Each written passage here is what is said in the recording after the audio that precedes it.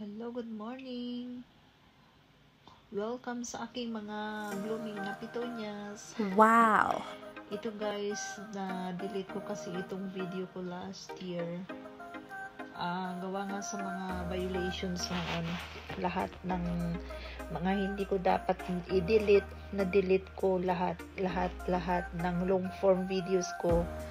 Gusto ko lang i-share sa inyo yung aking mga petunias na super gaganda. Kaya in-upload ko ngayon kasi dahil nalalapit na naman yung summer. So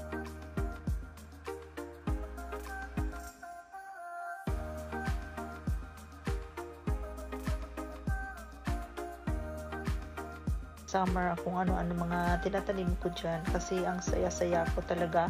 Ito yung stress reliever ko talaga pag summer. Nakakapagod nga, gawa nga nung magdidilig ka.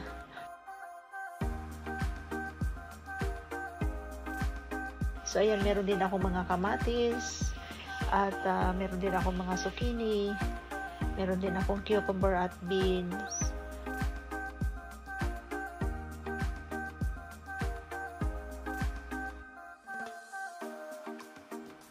Dahil nga wala akong masyadong space dito sa harap, dahil itong harap na to ay para sa mga bulaklak lang sana. So ang aking ampalaya, kalabasa at talong ayun nilagay ko sa planters dun sa backyard. So talagang pag summer hindi magkakandaugaga talaga ako kung ano yung unahin kong diligan, yung mga gulay ko ba or yung mga plants ko sa harapan.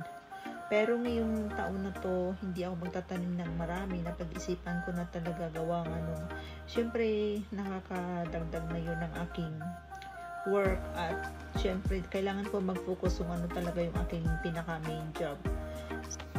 Salamat sa panonood sa aking munting garden.